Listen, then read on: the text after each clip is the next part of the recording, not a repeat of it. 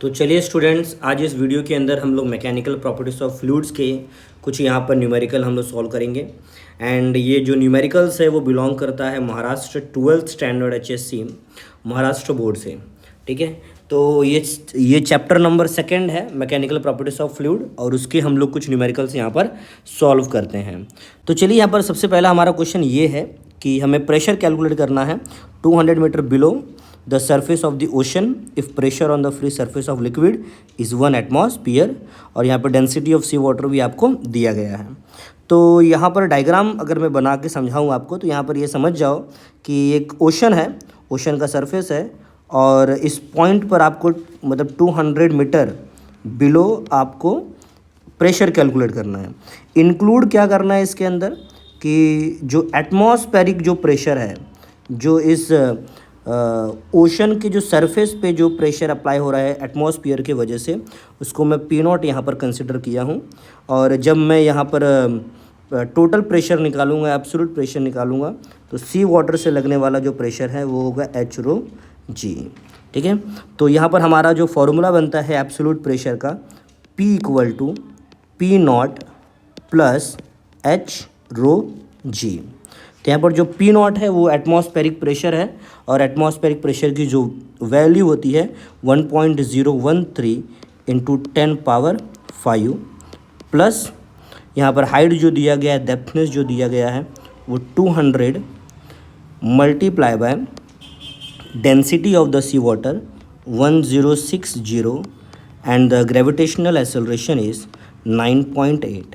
ठीक है, तो यहाँ पर जो वैल्यू है इसको मैं एज इट इज़ लिखूँगा। बाकी सब आपका कैलकुलेशन है, बहुत ही बेसिक प्रॉब्लम है। 1.013 × 10⁵। यहाँ पर आप 200 को 1060 से मल्टीप्लाई करो, या 200 को आप 9.8 से मल्टीप्लाई करो। कैलकुलेशन करने के बाद जो आपको वैल्यू मिलने वाली है वो मिलेगी 20.776, और एडजस्टमेंट करोगे उसके अंदर तो 10⁵ आप इस तरीके से वैल्यू मिलने वाली है। ठीक है, तो यहाँ पर आप डायरेक्टली आप 1.013 को 20.776 से मल्टीप्लाई कर दीजिए, 10⁵ कॉमन ले लीजिए आप, तो आंसर मिलेगा 21.789 × 10⁵। ठीक है, अब ये एब्सोल्यूट प्रेशर है, हालांकि प्रेशर है तो इसकी जो यूनिट होती है वो लिखना बहुत ज़रूरी है, पास्कल। ठीक है, तो यहाँ पर अगर मैं इस तरीके से लिखूँ 2.1789, तो ये 10⁶ हो जाएगा, और 10⁶ को हम लिख सकते हैं मेगा पास्कल। तो ये रहा आपका सोल्यूशन हमारे क्वेश्चन नंबर 10 का। ठीक है, तो चलिए हम नेक्स्ट क्वेश्चन पे बढ़ते हैं अब। तो चलिए यहाँ पर हमारा सेकंड क्वेश्चन मतलब क्वेश्चन नंबर 11 यहाँ पर ये है कि इन hydraulic lift the input piston had a surface area 30 cm² and the output piston has a surface area of 1500 cm², मतलब 1500 cm²। अगर मैंने पिस्टन इनपुट पिस्टन पे अगर 25 न्यूटन अप्लाई किया, तो बताइए आउटपुट पिस्टन पे कितना फोर्स होगा। यहाँ पर ऑब्वियस बात यहाँ पर ये है कि पास्कल लॉ यूज़ हुआ है, और अगर ये हाइड्रोलिक लिफ्ट है तो मतलब दे आर इंटरनली कनेक्टेड। तो यहाँ पर डायग्रामेटिकली अगर चले तो इस तरीके से बनेगा डायग्राम्स कि ये हमारे हाइड्रोलिक लिफ्ट है, और ये हमारा इनपुट पिस्टन है, इसको मैं IP लिख सकता हूँ इनपुट पिस्टन, और इसको मैं OP लिख दूंगा आउटपुट पिस्टन। ठीक है, आउटपुट ऑफ पिस्टन। तो ये वाला इनपुट पिस्टन को मैं यहाँ पर लिखता हूँ एरिया A1। ठीक है, और आउटपुट पिस्टन एरिया A2। तो इनपुट पिस्टन पे हमने 25 न्यूटन का फोर्स लगाया है, तो अभी आपको कैलकुलेट करना है कि आउटपुट पिस्टन पे कितना लगेगा। तो गिवन सबसे पहले यहाँ पर हम लिख लेते हैं, गिवन बहुत बेसिक है।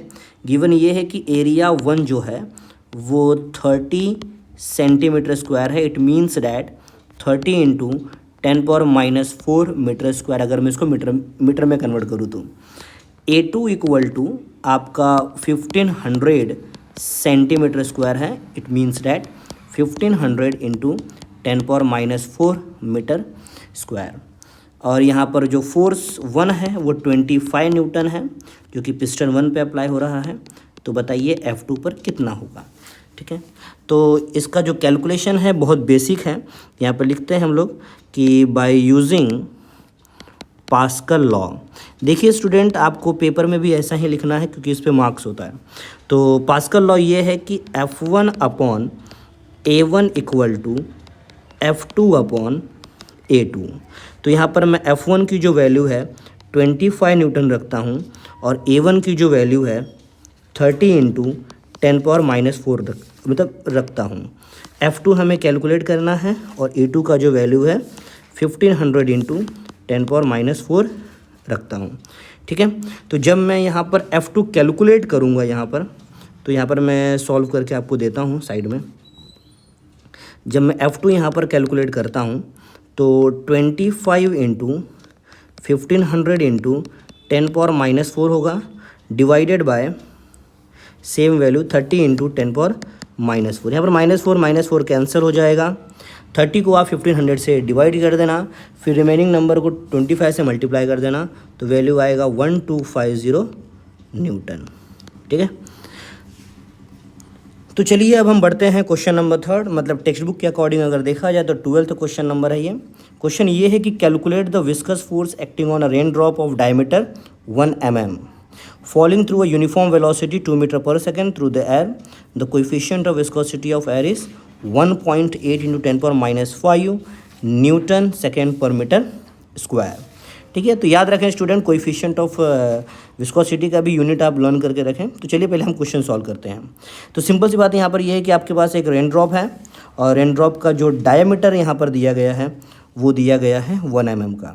तो अगर मैं इसका गिवन लिखूँ तो डायमीटर इक्वल टू 1 mm, और अगर मैं इसका रेडियस में अगर कन्वर्ट करूँ तो आप ऐसा लिख सकते हो कि 0.5 mm, it means that 0.5 into 10⁻³ metre, मतलब 0.5 इंटू 10⁻³ मीटर, 0.5 मिलीमीटर का।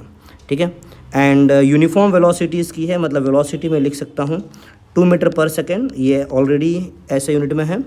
और ये एयर से मतलब रेन ड्रॉप है तो एटमॉस्फेयर में फॉल हो रहा है, तो इस पे जो लगने वाला जो एयर ड्रैग है या जो भी यहाँ पर है एयर्स का, उसकी जो कोएफिशिएंट ऑफ विस्कोसिटी है, ठीक है, उसको मैं ईटा यहाँ पे लिख सकता हूँ, वो है 8.8 into 10⁻⁵ Newton second per metre square. तो आप इसको सॉल्व कैसे करोगे, आपको यहाँ पर विस्कस फोर्स निकालना पड़ेगा। मतलब ये है कि जो एयर ऊपर की तरफ इसको रेजिस्ट कर रहा है वो विस्कस फोर्स आपको कैलकुलेट करना है।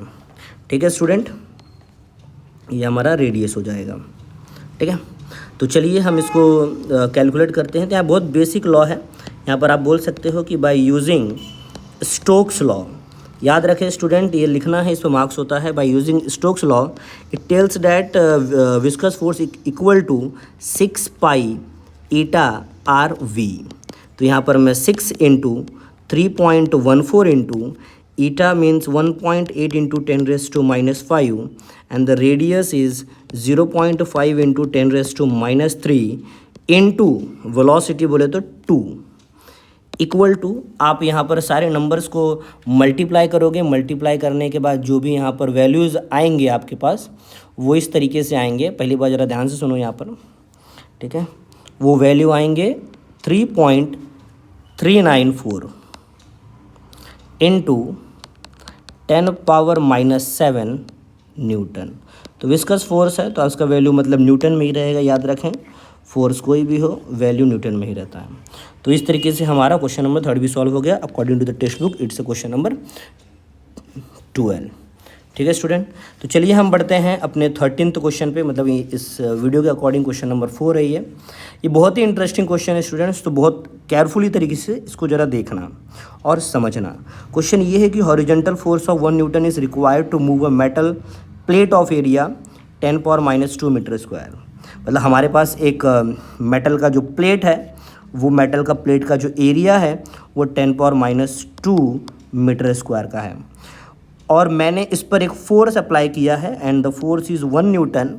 और ये 1 न्यूटन जब मैंने फोर्स अप्लाई किया तो वो एक वेलोसिटी से ट्रैवल करता है 2 इंटू 10⁻² मीटर पर सेकेंड। लेकिन कमाल की बात यहाँ पर ये है कि जो ये आप मेटल का प्लेट देख रहे हो, ये मेटल का प्लेट एक सरफेस पे, मतलब एक ऑयल के लेयर पे रखा गया है। ठीक है, ये ऑयल का लेयर मैं यहाँ पर बना दिया हूँ, और जो ऑयल का जो लेयर का जो थिकनेस है, वो जो थिकनेस यहाँ पर मैं लिख रहा हूँ 1.5 इंटू 10⁻³ मीटर का थिकनेस है। तो बताइए इस ऑयल का कोएफिशिएंट ऑफ विस्कोसिटी क्या होगा। ठीक है, तो अगर गिवन में यहाँ पर प्रॉपर तरीके से लिखूँ तो चलो ब्लैक मार्कर से लिखते हैं गिवन। ठीक है, तो अगर मैं यहाँ पर गिवन आपको लिख के दिखाऊँ तो गिवन इस तरीके से लिखा जाएगा कि जो मैंने फोर्स अप्लाई किया है वो 1 न्यूटन का है, एरिया जो है प्लेट का वो 10⁻² मीटर स्क्वायर का है, वेलोसिटी जिस वेलोसिटी से वो प्लेट मूव करेगा 10 × 10⁻² मीटर पर सेकेंड से, और जिस ऑयल के लेयर पे वो रेस्ट करता है उस ऑयल का जो थिकनेस है उसको मैं वाई भी कह सकता हूँ, dy भी कह सकता हूँ, 1.5 × 10⁻³ मीटर। इसमें बहुत ही बेसिक फार्मूला लगेगा। देखिए, जब आप क्वेश्चंस को रीड करते हो गिवन लिखने के बाद आपको प्लानिंग करनी पड़ती है which formula we will going to use. तो यहाँ पर बहुत ही इंपॉर्टेंट फार्मूला मैं यूज़ करूँगा, कोएफिशिएंट ऑफ विस्कोसिटी। ठीक है, तो यहाँ पर कोएफिशिएंट ऑफ विस्कोसिटी का डायरेक्टली फार्मूला यूज़ हो जाएगा, eta equal to force upon area into dV/dy। तो कहीं पर dV/dx लिखा रहता है, कहीं पर dV/dy लिखा रहता है। तो चलिए अब हम इस फॉर्मूले के अंदर वैल्यू पुट करते हैं। देखिए, फोर्स यहाँ पर 1 न्यूटन दिया गया है, एरिया जो यहाँ पर दिया जाएगा -10⁻² दिया जाएगा, और dV/dy के जगह पे हम लोग dV बोले तो 2 × 10⁻² ले लेंगे, और जो dy रहेगा, जो यहाँ पर thickness of the oil layer जो है वो रहेगा यहाँ पर जो थिकनेस रहेगा ये है यहाँ पर ऑयल लेयर का, तो dy जो है 1.5 × 10⁻³ रहेगा। ठीक है, तो बाद में जब हम इसको सॉल्व करते हैं तो इस तरीके से सॉल्व कर सकते हैं। 1 × 10⁻² को ऊपर लेके जाऊंगा तो ये हो जाएगा +2, एंड 2 × 10⁻², 1/1.5 × 10⁻³ को अगर मैं सॉल्व करता हूँ इस केस को, तो ये जो वैल्यू है वो इस तरीके से बन के आएगा बाहर 40/3। तो इस 3 को मैं ऊपर ले लूँगा तो ये फॉर्मूला कुछ इस तरीके से बन जाएगा, 3 × 10⁻²/40। और जब मैं इसको भी कैलकुलेट कर दूँगा तो हमारे पास जो वैल्यू आएगा वो आएगा 30/4 = 7.5। यहाँ पर कोएफिशिएंट ऑफ विस्कोसिटी दिया गया है स्टूडेंट, तो मैं यहाँ पर ग्रीन मतलब यहाँ पर रेड कलर के मार्कर से लिख देता हूँ, क्योंकि आपको ये बात याद रहे कि इसकी जो यूनिट होती है Newton second per metre square होता है। अक्सर पेपर में कभी कभी कोएफिशिएंट ऑफ विस्कोसिटी पूछ लिया जाता है, मतलब उसकी यूनिट्स भी पूछ लिए जाते हैं, तो यूनिट आपको याद होना चाहिए। इसको आप ये भी लिख सकते हो 7.5 पास्कल सेकेंड। ठीक है, तो चलिए बढ़ते हैं हम लोग नेक्स्ट क्वेश्चन की तरफ। इसका ये 5th क्वेश्चन है और बुक के अकॉर्डिंग ये 14th क्वेश्चन है। क्वेश्चन यहाँ पर ये है कि with what terminal velocity will an air bubble 0.5 millimetre in diameter rise in liquid of viscosity 0.1 newton second per metre square and specific gravity is 0.9, then density of air is 1.29 kg per metre cube. ठीक है, and यहाँ पर answer दिया गया है कि answer आपका negative में ही आएगा, और जो नेगेटिव साइन जो रहेगा यहाँ पर बबल राइज हो रहा है वो यहाँ पर आपको मतलब नेगेटिव साइन इंडिकेट कर रहा है कि बबल ऊपर की तरफ राइज हो रहा है। ये यहाँ पर ये कह रहा है कि मान लीजिए एक लिक्विड है, ठीक है, एंड वो एयर बबल को ऊपर की तरफ इस तरीके से राइज होगा, जिसका डायमीटर भी दे दिया गया है और उस लिक्विड की विस्कोसिटी भी दी गई है और उसकी स्पेसिफिक ग्रेविटी भी दी गई है। और स्पेसिफिक ग्रेविटी क्या है वो भी मैं बता देता हूँ। देखिए स्टूडेंट, स्पेसिफिक ग्रेविटी का मतलब होता है रिलेटिव डेंसिटी।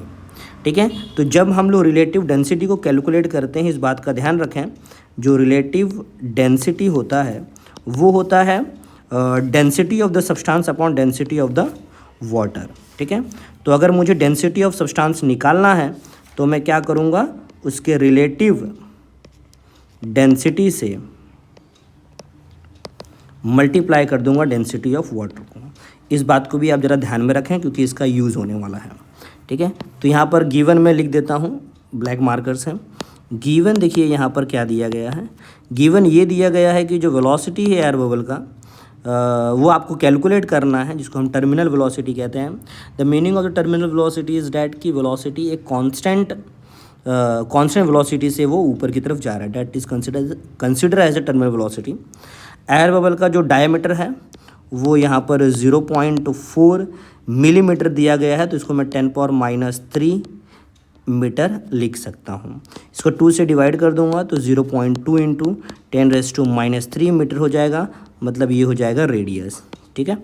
एंड जो उसकी विस्कोसिटी दी गई है लिक्विड की वो दिया गया है 0.1 newton second per metre square. Specific gravity हमें निकालना है, मतलब दी गई है, तो अगर मैं उसका स्पेसिफिक ग्रेविटी की जगह पर डेंसिटी ऑफ डैट लिक्विड निकाल लेता हूँ तो यहाँ पर ये बन के आएगा कि 0.9 इंटू डेंसिटी ऑफ वाटर, तो डेंसिटी ऑफ वाटर 10⁻³ में लिख सकता हूँ क्योंकि 1000 kg/m³ होता है। तो इसको मैं 0.9 को जब 10⁻³ से जब मल्टीप्लाई करूँगा तो 900 भी बन सकता है। तो density of that liquid is 900, ये हो जाएगा kg/m³। तो चलिए हम टर्मिनल वेलोसिटी का फॉर्मूला यूज़ करके इसको कैलकुलेट करते हैं। देखिए टर्मिनल वेलोसिटी का फॉर्मूला बहुत ही सिंपल है। फॉर्मूला ये है कि terminal velocity equal to 2/9 r² g bracket density of air minus density of that liquid upon, यहाँ पर कोएफिशिएंट भी रहता है विस्कोसिटी का, ठीक है। तो बस वैल्यू पुट करना है आपको। 2 इंटू r² बोले तो यहाँ पर दिया गया है 0.2 इंटू 10⁻³ इसका मैं होल स्क्वायर करूँगा, ठीक है। g आपको दिया गया है तो यहाँ पर g की जो वैल्यू है 9.8 में लूँगा, और density of air minus density of liquid, तो यहाँ पर पहले ही मैं कर देता हूँ, यहाँ पर ग्रीन कलर के मार्कर से करूँगा स्टूडेंट, ये वाले साइड में मैं, बिकॉज यहाँ पे स्पेस थोड़ा कम है। यहाँ पर डेंसिटी ऑफ एयर भी आपको ऑलरेडी दिया गया है स्टूडेंट, तो यहाँ पर मैं एयर लिख देता हूँ, डेंसिटी ऑफ एयर का 1.29 kg/m³। तो यहाँ पर डेंसिटी ऑफ एयर इस साइड में लिखता हूँ, density of air minus density of liquid. तो मैं यहाँ पर basically density of air minus density of जब लिक्विड करता हूँ तो ये वैल्यू ऐसी लिखी जाती है कि 1.29 माइनस 900, ठीक है, डेंसिटी ऑफ लिक्विड, ठीक है। जब मैं ये कैलकुलेशन करूँगा तो कैलकुलेशन जब करता हूँ तो आंसर आता है -898.7। तो इसको मैं इस तरीके से लिख सकता हूँ -898.7, ठीक है, divided by 9 into coefficient of viscosity बोले तो 0.1। तो अब ये वैल्यू आपने पुट कर दिया है, तो इसमें मल्टीप्लिकेशन करोगे, डिविजन्स करोगे, तो ये फार्मूला कुछ इस तरीके से बन के आएगा 7.829, मतलब ये मैथमेटिक्स करोगे तो फार्मूला कुछ इस तरीके से बन के आएगा कि 10⁻4 इंटू 10⁻−8। बहुत इजी तरीके से हम लोग के चल रहे हैं, तो आंसर आ गया यहाँ पर -7.829 इंटू 10⁻4 -8 हो जाएगा यहाँ पर 10⁻−4, और यहाँ पर ऑलरेडी आपको आंसर देखो दे दिया गया है। एंड बस यही किया गया कि पॉइंट को लेफ्ट हैंड साइड में मतलब शिफ्ट किया, तो 0.7829 इंटू 10⁻³ मीटर पर सेकंड दे दिए गए। ये आपकी टर्मिनल वेलोसिटी है स्टूडेंट, ठीक है। और बाकी के प्रॉब्लम्स भी बचे हुए हैं, तो उसको हम लोग पार्ट 2 के वीडियो में उसको हम लोग रखते हैं, ठीक है। Thank you.